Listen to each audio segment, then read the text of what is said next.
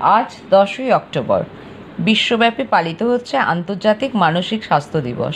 আমরা জানি মনের অসুখ হয়, আর ঠিক এই জায়গা থেকেই বেরিয়ে আসছে একটি প্রসঙ্গ, মানসিক স্বাস্থ্য। আমরা সবাই কম বেশি এই মানসিক স্বাস্থ্যের স্বাভাবিকত্বের এদিক ওদিক ঘোরাফেরা করি। এরকম পরিস্থিতি থেকে একটি শব্দ বেরিয়ে এসেছে, মানসিকভাবে অসুস্থ। আসলে এই ঘটনাগুলোকে নিয়ে মানুষের মধ্যে অনেক ধরনের বিভ্রান্তি আছে। টকঝাল মিষ্টি চ্যানেল বিশ্বাস করে এই রকম প্রাসঙ্গিক বিষয়কে কোনো বিশেষজ্ঞ ব্যক্তির মতামতে আবৃত করে দর্শকদের জন্য তুলে ধরা কর্তব্য। তাই প্রিয় দর্শক মণ্ডলী, আজ আমাদের পরিবেশনা আন্তর্জাতিক মানসিক স্বাস্থ্য দিবসে মানসিক স্বাস্থ্যের সাথে সম্পর্কিত কিছু বিষয় নিয়ে কনসালটেন্ট সাইকোলজিস্ট সৌমিতা সিনহার একটি সাক্ষাৎকার। মানসিক স্বাস্থ্য আসলে কী? ওষুধে কি এই অবস্থাগুলো থেকে সেরে ওঠা সম্ভব, নাকি অন্য কিছু বিষয়ও মাথায় রাখতে হয়? তেমনি আমাদের বুদ্ধিমত্তা বা আইকিউ কি আসলেই ওষুধের মাধ্যমে বাড়ানো সম্ভব? এই রকম কৌতূহলী বেশ কিছু প্রশ্নকে তুলে ধরেছিলাম সৌমিতা সিনহার কাছে। তিনি দিয়েছেন তার বিশেষজ্ঞ মতামত। এই প্রসঙ্গে যা বলতেই হয়, সৌমিতা সিনহা কলকাতার একজন বিশিষ্ট কনসালটেন্ট সাইকোলজিস্ট। তিনি 28 বছর ধরে মানসিক স্বাস্থ্য সম্পর্কিত চিকিৎসার কাজে নিয়োজিত আছেন। তিনি যাত্রা শুরু করেছিলেন একটি এনজিওর মাধ্যমে, আর আজ এই শহরে দুটো প্রতিষ্ঠিত স্কুল এবং বেশ কয়েকটি চিকিৎসা কেন্দ্রের সাথে যুক্ত আছেন তিনি। আসুন শুনি ওনার কাছ থেকে মানসিক স্বাস্থ্য নিয়ে বিভিন্ন আঙ্গিকে বেশ কিছু কথা। বন্ধুরা, বিশ্বাস করি এই ভিডিও আপনাদের ভালো লাগবে। প্লিজ লাইক দেবেন, শেয়ার করবেন, কমেন্ট বক্সে কমেন্ট করবেন, এবং যারা এখনও চ্যানেলের সাবস্ক্রাইবার হননি তাদের কাছে অনুরোধ রাখবো আজকেই সাবস্ক্রাইবার হয়ে যান। তাহলে আমাদের চ্যানেলে বিভিন্ন গুরুত্বপূর্ণ ভিডিও সবার আগে পৌঁছে যাবে আপনার কাছে।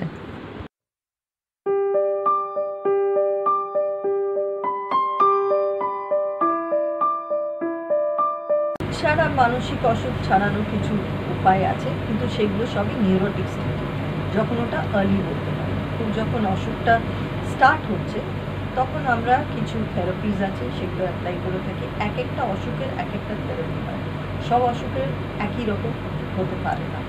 তো সেখানে থেরাপি করলাম, যোগা করলাম, রিল্যাক্সেশন থেরাপি করলাম, হাঁটতে গেলাম, বই পড়লাম, সোশ্যালাইজেশন করলাম, গান শুনলাম, কিছু প্রাণায়াম করলাম, এই ধরনের কিছু কিছু জিনিস। এবং কথা বলা, প্রচুর কথা বলা, বন্ধু বান্ধবের সাথে ইন্টারঅ্যাক্ট করা। আমি যত বেশি ইন্টারঅ্যাক্ট করব তত আমি শিখব। এক একটা জিনিস যে শিখলাম সেটাকেই আবার আরেকটা পরিস্থিতিতে আমরা অ্যাপ্লাই করে থাকি। সেই জন্য আমাদের বাড়িতে বসে চিন্তাভাবনা ইউটিউব বা শুধুতেই সব কিছু হয় না, কিন্তু যেটা দরকার সেটা হচ্ছে socialization. Yes, it teaches us a lot. That is true. We are learning a lot from the internet services. অনেক ল্যাঙ্গুয়েজ শেখা যাচ্ছে, অনেক কিছু জানা যাচ্ছে, রান্না বান্না যাচ্ছে, সবই এগুলো কিন্তু থেরাপি। রান্নাও খুব ভালো থেরাপি। আঁকা, রান্না করা, গান গাওয়া, যার যেটা ভালো লাগে সেইগুলো যদি সে তার মধ্যে ডুবে যায়, তাহলে কি হয়, এই অসুখটা আস্তে আস্তে অনেকটা কমে।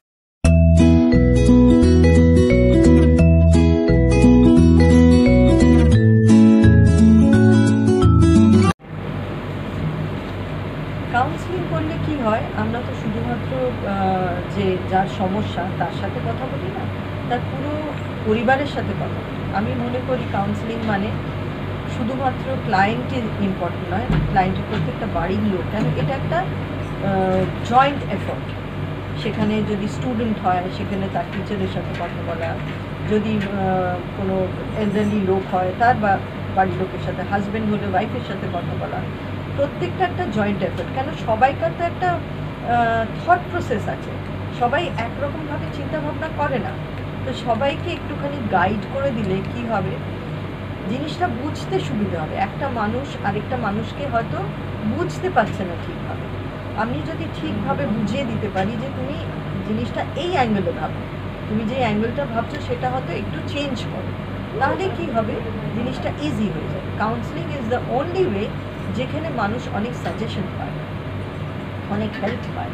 Through therapy and counselling, which is very in today's world a very upcoming thing, যেখানে মানুষ চট করে গিয়ে সাহায্য নিতে পারে এবং যে জিনিসটা ও হয়তো অন্য লোকের সাথে কথা বলতে তার অসুবিধে হচ্ছে, লজ্জা বোধ করছে বা বলতে আটকাচ্ছে, সেটা কিন্তু কাউন্সিলরের কাছে গিয়ে পরিষ্কারভাবে সে মনের কথা বলে দিতে পারে।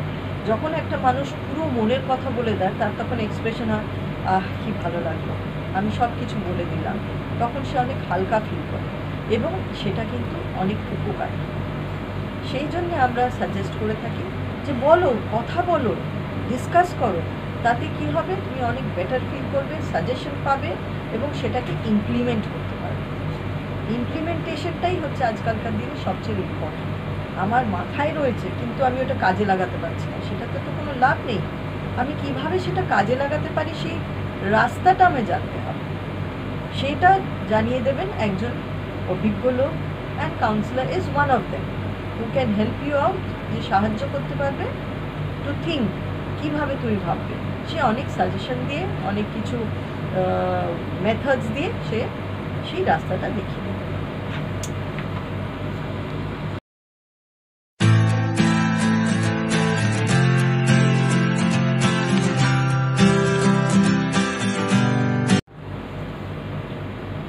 লকডাউনে যেটা আমরা লক্ষ্য করলাম, যখন প্রথম আরম্ভ হলো লকডাউন, তখন বাচ্চারা মনে করলো বাহ কি মজা, লম্বা ছুটি, বেশ এখন 2-3 সপ্তাহ ছুটি।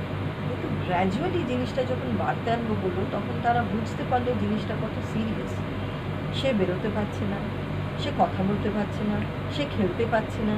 ছোট বাচ্চাদের বোঝানো মুশকিল, তারা হয়তো বাড়ির মা বাবা কিছু, কারুর বিজনেস চলে গেছে, কারুর ফ্যামিলিতে প্রবলেম হচ্ছে, কারুর জব চলে গেছে, তারা হয়তো ডিসকাস করছে, সেটার থেকে এফেক্টেড হয়ে যাচ্ছে, অ্যাংজাইটিতে ভুগছে।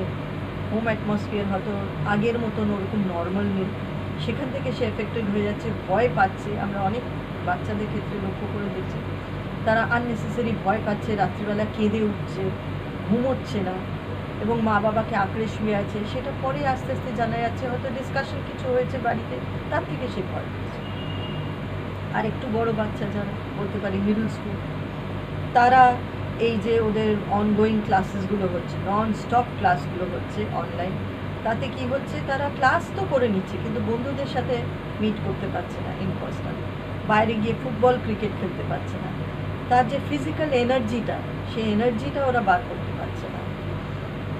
ফলে তাদের কি ইরিটেশন বেড়ে যাচ্ছে, রাগ বেড়ে যাচ্ছে, মা বাবারা বলছে অল্পতেই ফটফট করে জবাব দিচ্ছে, রেগে যাচ্ছে, ইরাটিক হ্যাবিটস করে নিচ্ছে, কিছু এক্সট্রা যেরকম নেশা হয়ে যাচ্ছে, সেলফোন অ্যাডিকশন হয়ে যাচ্ছে, পরপর খেলা খেলে যাচ্ছে, এইগুলো হচ্ছে। তো এইগুলোর থেকে ওভারকাম করা, আমি কী কী হচ্ছে বলছি, তারপর কী করে ওভারকাম করতে হয় সেটা আমি বলবো। তারপর হয়ে যাচ্ছে একটু বড় বাচ্চাদের, যাদের আমি কলেজ বা হায়ার স্কুল বলতে পারি, তাদের ডিপ্রেশন হয়ে যাচ্ছে। কেন, মিডল স্কুল অবধি অতটা ডিপ্রেশন না, মিডল স্কুল অবধি অ্যাংজাইটি, ইরিটেশন, অ্যাগ্রেশন। একটু বড় বাচ্চাদের হয়ে যাচ্ছে ডিপ্রেশন, তারা বাইরে বেরোতে পারছে না, তাদের বন্ধুদের মিট করতে পারছে না, তাদের থট প্রসেসগুলো একটু আলাদা। তারা তো সবসময় বেরিয়ে যায়, আসছি বলে বেরিয়ে গেল। সেই অবস্থাতে, এবং তারা এই যে এতক্ষণ ঘন্টা ঘন্টা রুম অ্যাটমসফিয়ারে বাধা রয়েছে, বা ঘরে পড়াশোনা, ঘরে ডিসকাশন, তাদের তো অভ্যেস নেই এত ঘন্টা ঘন্টা বাড়িতে থাকা বা এইভাবে পড়াশোনা করা, কাউকে মিট না করা, তো সেটা ওরা নিতে পারছে না এবং চূড়ান্ত ফ্রাস্ট্রেশন হয়ে যাচ্ছে, ডিপ্রেশনও হয়ে যাচ্ছে। কিছু কিছু ক্ষেত্রেতে দেখছি ওরা কিন্তু ফেটাল অ্যাক্টও করে ফেলছে। সেই জায়গাতে কিন্তু একটা কাউন্সিলরের রোল খুব ইম্পর্টেন্ট হয়ে যাচ্ছে। সেই জন্যেই আমরা অনলাইন কাউন্সিলিংয়ের ব্যবস্থা করেছি, যেহেতু বাচ্চারা বেরোতে পারছে না, মা বাবারা ভয় পাচ্ছেন, ফলে আমরা তাদের কাছে চলে যাচ্ছি through telephoning, through Zoom, through online counselling, এবং হসপিটালেও যেরকম সেবকেও যেরকম বললাম, সব অনলাইন কাউন্সিলিং। এবং কিছু কিছু খুব ভালো সাইকিয়াট্রিস্টরা আছেন যারা এখনও বসছেন, অনেকজন আছেন এক্ষেত্রে, ডক্টর সুজাতা ঘোষ, যারা খুব ক্লোজ বাচ্চাদের সাথে, ওনারা একদম এত মিষ্টিভাবে বাচ্চাদের ডিল করেন, যার জন্যে কী হয়, বাচ্চারা খুব ইজিলি মিলেমিশে গিয়ে তাদের মনের কথা বলে দিতে পারে। আমিও সেভাবে তাদের সাথে মিলেমিশে যাওয়ার চেষ্টা করি। তাদের নিজের থেকেই কখনো কখনো ফোন করি, কিরে কেমন আছিস, তারা খুব খুশি হয়ে যায়, আরে বা আমাকে ফোন করতো। They feel so nice that somebody is remembering me in this pandemic. But how to overcome, কেন এই সিচুয়েশনটা তো থাকবে এখন কিছুদিন, আমরা তো কেউ জানি না কতদিন রিয়েল তার ভ্যাকসিন বেরোবে বা কিছু বেরোবে। আমাদের এই যে নতুন একটা পরিস্থিতি, এটা মেনে নেওয়া যেরকম ডিফিকাল্টও, কিন্তু আমাদের মেনে তো নিতেই হবে। এইটা নিয়েই কিছুদিন এখন চলতে হবে।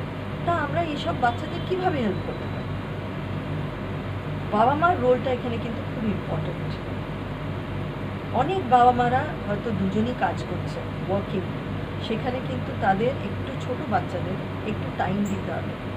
ছোট বাচ্চাদের সাথে বসে ক্যারম খেলা, লুডো খেলা, স্টোরি টেলিং করা, গল্প করা, নিজের ছোটোবেলার গল্প, একসাথে বসে খাওয়া দাওয়া করা, রান্না করা, মার সাথে কিচেনে একটু রান্না করলাম, একটু কেকস বানালাম, একটু নতুন কিছু যেটা কোনো দিন হয়নি, তারা ভাবছে ও বাবা আমিও পারছি, সেটা করা। বাবার সাথে একটু ছাদে ক্রিকেট খেললাম, একটুখানি ঘরের ভেতরে চেস খেললাম, সেটা করা।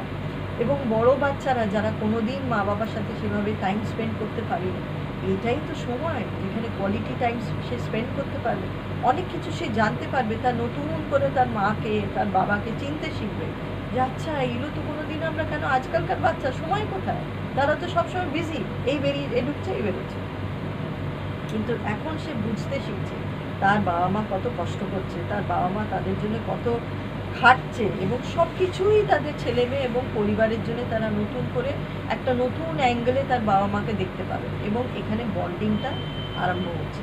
This is the positive side of this pandemic, যেখানে আমরা দেখছি নতুন করে বাচ্চারা বন্ডিংটা স্ট্রং হচ্ছে, এবং অনেক হাজব্যান্ড ওয়াইফেও অনেক বন্ডিং স্ট্রং হচ্ছে।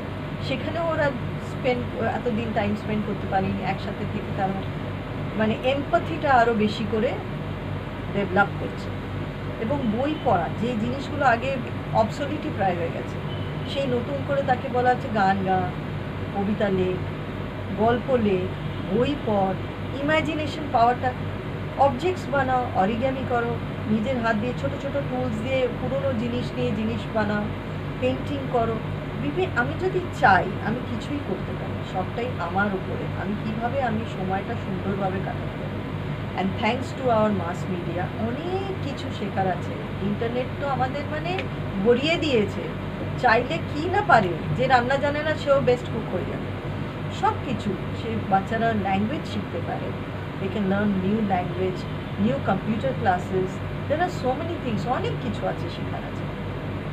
প্যান্ডেমিক যে সবসময় খারাপই রয়েছে তা না, তার মধ্যে কিছু ভালো জিনিসও আছে, এবং আমাদের সেই ভালো জিনিসটাকে নিতে শিখতে হবে। যে আমি যদি একটা ডায়ার সিচুয়েশনে থাকি, আমি ক্রিপ করলে তো হবে না, আমি যদি এটা নিয়ে ঘ্যান ঘ্যান করি তাতে কি আমার সিচুয়েশন কোনো ইমপ্রুভ হবে?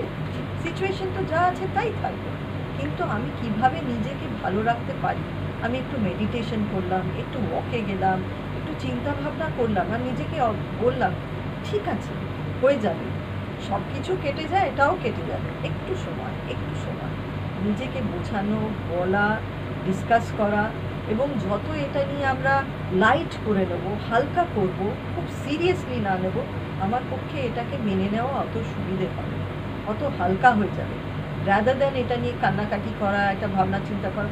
ঠিক আছে আমরা ভার্চুয়াল করব, এমন তো আমি দেখতে পাচ্ছি না, আমি তো ভার্চুয়াল কথা বলছি, ফোন আছে, সব কিছুই আছে, এবং দূরে দূরে আমরা এই বিল্ডিং থেকে ও বিল্ডিং কথা বলতে পারি, এ ছাদ থেকে ও ছাদ, এ বারান্ডা থেকে ও বারান্দা। এ তো আগেও হতো, এখনও হচ্ছে, এখন ফোর্সড হচ্ছে, আগে এমনি হবে। তো সেই জিনিসগুলো আমাদের আস্তে আস্তে বুঝতে হবে, শিখতে হবে, জিনিসটা আস্তে আস্তে কমে যাবে সেটাও জানতে হবে। Every bad things come to an end, সব কিছুরই একটা শেষ আছে, এটা শেষ হবে।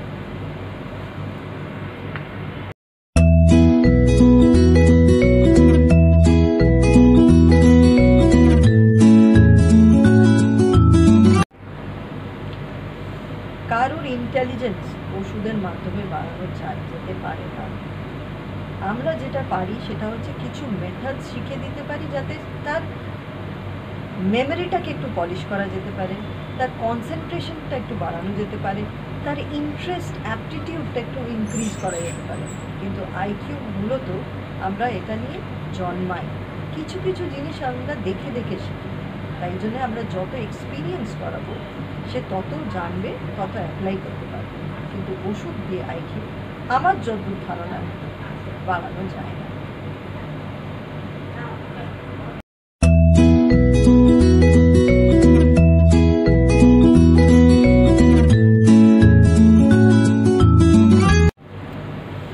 চ্যালেঞ্জ বিহেভিয়ার বা আমরা যাদের স্পেশাল চাইল্ড বলে থাকি, সেক্ষেত্রে কিছু কিছু ওষুধের ভূমিকা আছে। যেরকম তার হয়তো কিছু মোটো কোঅর্ডিনেশন প্রবলেম আছে, বা তার কোনো ফিজিক্যাল প্রবলেম আছে, তার কিছু কনসেন্ট্রেশন প্রবলেম আছে, তার কিছু অ্যাগ্রেশন বা অ্যাঙ্গার আছে। এই জিনিসগুলোকে আমরা মেডিসিন দিয়ে কিছুটা কন্ট্রোল করতে পারি, apart from the therapies, the counseling and the special educators role.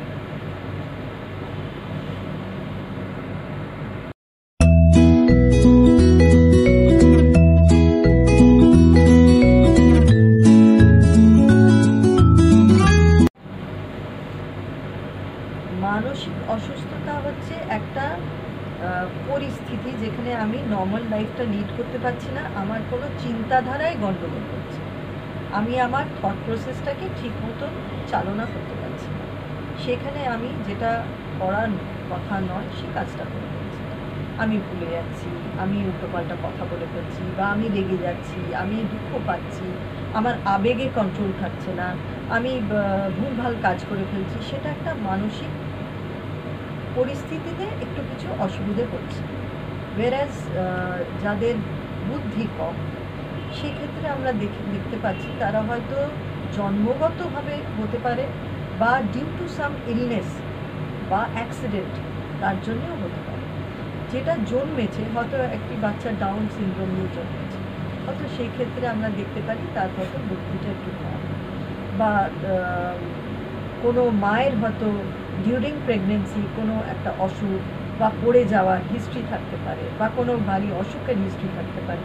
এমনকি ফ্যামিলিতে অনেক কিছু আছে, অনেক ফ্যামিলি আছে যারা হেরিডিটি ওয়াইজ এই প্রবলেমটা থাকে, সেই ক্ষেত্রে আমরা দেখে থাকি অনেক সময় এফেক্টেড হয়ে যায়, তার হয়তো দাদু বাবা এরকম হেরিডিটি ওয়াইজ জেনেটিক একটা রোল থাকে, সেটা হলেও হতে পারে। সেটা হচ্ছে তফাৎ। এটা হচ্ছে অসুখ, অনেকটা কিউরেবল, এটা হচ্ছে কিউরেবল নয়।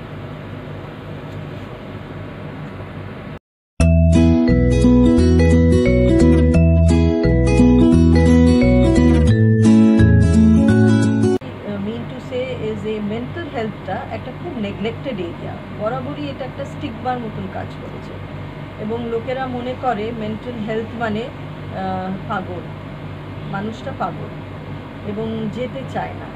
ফলে আমরা বুঝিয়ে উঠতে পারি না যে কারোর যদি একটা কোনো প্রবলেম থাকে, সেই প্রবলেম থাকা মানে সে পাগল নয়।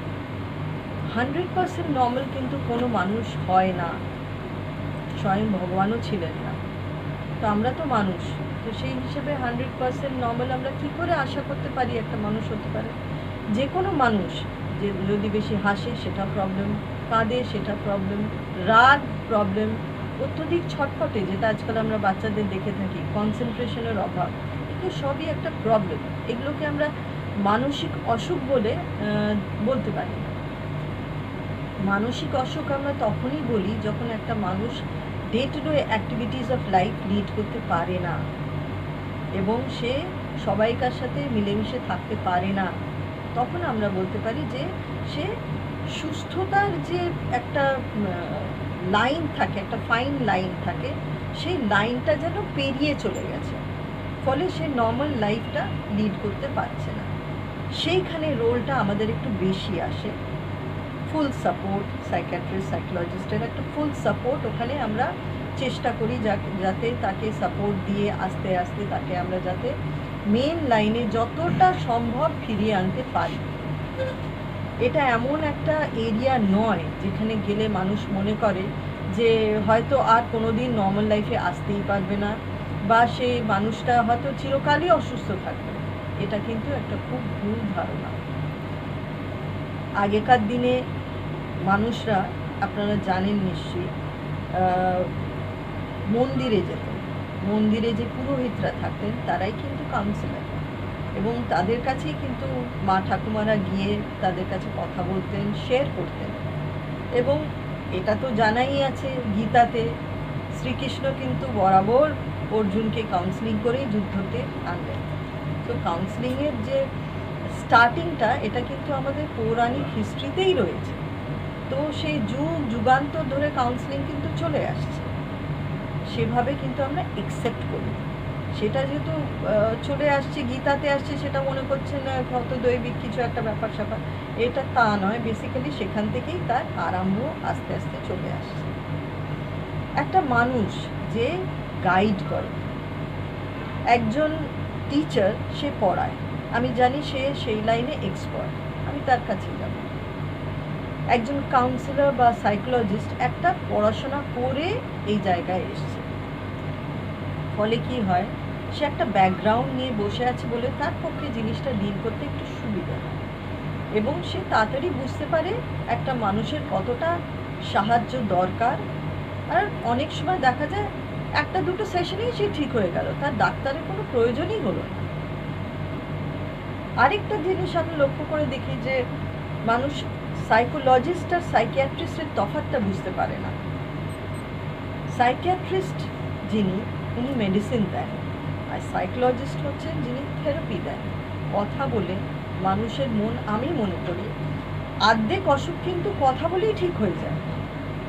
সেখানে যেগুলো নিউরোটিক স্টেজে, মানে early stage of any illness, সেখানে কিন্তু অনেক মানুষের ভিতরে চাপা কষ্ট থাকে। সেই কষ্ট যদি সে কারোর সাথে শেয়ার করতে পারে, সেটা তার কাজিন হতে পারে, তার মা হতে পারে, তার বাবা হতে পারে, ভাই বোন হতে পারে, পাড়ার দাদা দিদি কেউ হতে পারে, টিচার হতে পারে, কারো কাছে গেলেই কিন্তু প্রবলেম অনেকটা সলভ হয়ে যায়।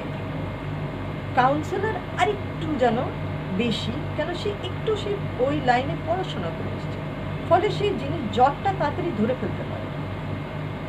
জটটা ছাড়ানোটাই তো ইম্পর্টেন্ট। মনের ভেতরে আমাদের জট আছে, সেই জটটাকে আমরা আস্তে আস্তে ছাড়ি।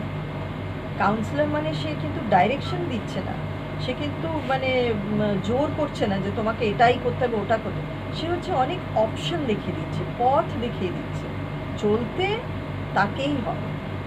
আমি বলতে পারি তুমি এই কাজটা এভাবে করতে পারো, এভাবে করতে পারো, এভাবে করতে পারো। এবার সে চুজ করবে কোনটা তার পক্ষে কনভিনিয়েন্ট, আর সে কীভাবে হাঁটবে। আমি শুধু তাকে হাঁটতে শেখাবো, আমি খাবারটা খাইয়ে দেবো না, সাজিয়ে দেবো। তাকে বোঝাবো এই তোমার খাবার, যেটা তুমি নিজে খাবে, পছন্দ মতন গুছিয়ে নিয়ে খাবে। আলটিমেটলি মানুষকে ইন্ডিপেন্ডেন্ট হতে হবে। কাউন্সিলর মানুষকে ইন্ডিপেন্ডেন্ট করে, সাহস দেয়, কনফিডেন্স দেয়। আর এখন আমরা যেটা দেখছি রিসেন্ট টাইমসে, যেটা আমাদের প্যান্ডেমিক সিচুয়েশনে, যেটা আগে রিয়েলাইজেশনটা ছিল না মানুষের, যে একটা সাইকোলজিস্টের রোল কতটা ইম্পর্টেন্ট, সেটা এই সিচুয়েশনে যেন আমার মনে হচ্ছে এবার মানুষ একটু বুঝতে পারছেন যে কতটা ইম্পর্টেন্ট। এবং সেটা আমরা যখন বাচ্চাদের কাউন্সিলিং করি বা বড়োদেরও করি, আর মেনলি দেখছি আমরা প্রবলেম ফেস হচ্ছে, যেটা হচ্ছে যাদের জবস চলে যাচ্ছে। অনেক কোটি কোটি মানুষ আছেন যারা হয়তো হাই প্রোফাইল জব করেছেন, হাই প্রোফাইল লাইফ লিড করেছেন, ফ্যামিলিকে একটা মানে একটা লেভেল অফ স্ট্যান্ডার্ড মেনটেন করেছেন, তাদের রাতারাতি জব চলে যেতে ফ্যামিলি যে কী সাফার করছে বা কী মেন্টাল অ্যাগনি দিয়ে যাচ্ছে। এবং আমি অনেক ক্ষেত্রে দেখেছি যেখানে বাবারা সুইসাইড করছে। সেখানে যদি একটু ইন্টারভেনশন করা যেতে পারত, বাড়ির লোককেও বোঝানো যেতে পারতো, বা ভদ্রলোক ভদ্রমহিলা ওদের যদি একটু গাইড করা যেতে পারতো, তাহলে হয়তো আমরা অনেক এরকম কিছু বাঁচাতে পারতাম বা সিচুয়েশনটাকে ইমপ্রুভ করতে পারতাম।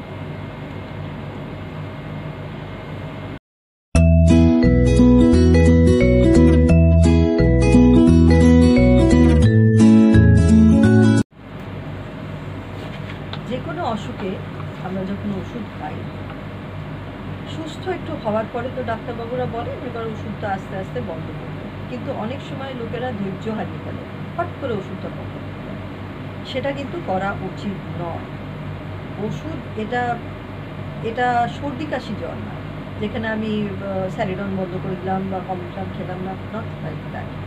সাইকিয়াট্রিক মেডিসিন বন্ধ করার একটা নিয়ম আছে, সেটা আমরা বলি টেপারিং, যেটা আমরা আস্তে আস্তে বন্ধ করি। আর এমন কোনো কথা নেই যে আমাকে ওষুধ খেলে চিরকালই ওষুধ খেতে হবে, এরকম কোনো কথা নেই। যেরকম যেরকম অসুখ সারবে সেরকম সেরকম ওষুধটা আস্তে আস্তে বন্ধ করতে করতে টোটালি অফ করে দেবে। এটা খালি খুব বেশি সিচুয়েশন হয় যেখানে ওষুধ কিছুদিন কন্টিনিউ হয়, বা হেভি সাইকিয়াট্রিক যেগুলো হয়, সাইকোটিক পেশেন্ট হয়, সেখানে ওষুধটা অনেক দিন চলে। কিন্তু নিউরোটিক কেসগুলোতে ম্যাক্সিমাম ক্ষেত্রে আমরা দেখি ওষুধ আমরা আস্তে আস্তে বন্ধ করি।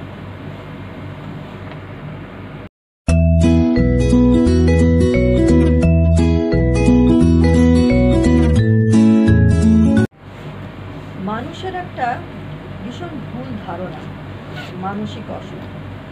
আগে তো মানুষ মানে খুবই খারাপ পাগল টাগল টার্ম ইউজ করতো, যেগুলো আজকাল ইউজ হয় না।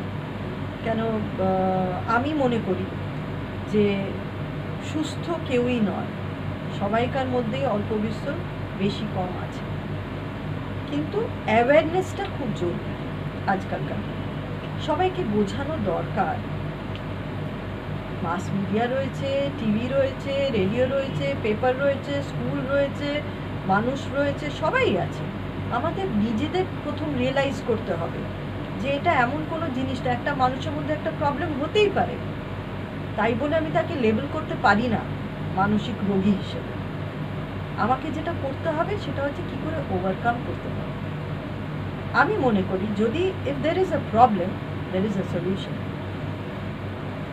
সেই সলিউশনটাকে আমাদের খুঁজে বার করতে হবে। সলিউশন একটা জটের মতন, আমরা যদি জটটা ছাড়িয়ে নিই সলিউশন ঠিক এসে যাবে। সেই জটটা ছাড়াবার জন্য যে সাহায্য করতে পারেন তার হেল্প নিন। আর অ্যাওয়ারনেসটা লোককে বোঝানো, যেটা আমরা আজকাল দেখি মুভিজে হচ্ছে, স্ট্রিট প্লেজে হচ্ছে, থ্রু আপনাদের ইউটিউব চ্যানেলে হচ্ছে, কত কিছু হচ্ছে যেখানে মানুষকে বোঝানো হচ্ছে যে এটা কোনো ব্যাপার না। আজকালকার তোমার যদি কোনো প্রবলেম থাকে তুমি ভাই কথা বলো, ডিসকাস করো। মেবি তুমি যেটা ভাবছো সেটা হয়তো খুবই সামান্য জিনিস, যেটাকে তুমি ম্যাগনিফাই করে দিচ্ছ, কিন্তু সেটা আসলে কোনো ব্যাপারই না। সেই জিনিসটা বোঝানোর ব্যাপারটাই হচ্ছে সবচেয়ে ইম্পর্টেন্ট জিনিস আজকালকার দিনে আমি মনে করি। তারপরে তো সবাই আছেনই হেল্প করার জন্য। স্কুলে টিচার্সরা আছেন, কাউন্সিলররা আছেন, বাইরে সাইকোলজিস্ট আছেন, কাউন্সিলিং রয়েছে, এবং প্রফেশনাল সাইকিয়াট্রিস্ট সবাই আছেন। কিন্তু আমাদের সব জায়গায় সময় মতন পৌঁছতে হবে, সময় মতন হেল্প নিতে হবে। আর ভাবতে হবে এটা একটা জাস্ট সাময়িক অসুখ, সেটা আমি যদি ঠিক মতন সময় মতন দেখাই আমি ঠিক হয়ে যাবো। সেলফ কনফিডেন্সটাই হচ্ছে সবচেয়ে বড়। আমার যদি এইটা ঠিক থাকে আমার শরীরও ঠিক থাকে। আমি মনে করি আমার মনের জোরটাই হচ্ছে সবচেয়ে বড় জিনিস। নিজেকে বলতে হবে আমি পারবো, আমাকে পারতে হবে। আমি যদি সত্যি এটা নিজেকে কনভিন্স করাতে পারি যে আমি পারবো এবং আমাকে পারতে হবে, আমি ঠিক সুস্থ হব। সেই জোরটাই আমাদের রাখতে হবে, আর কিছু না।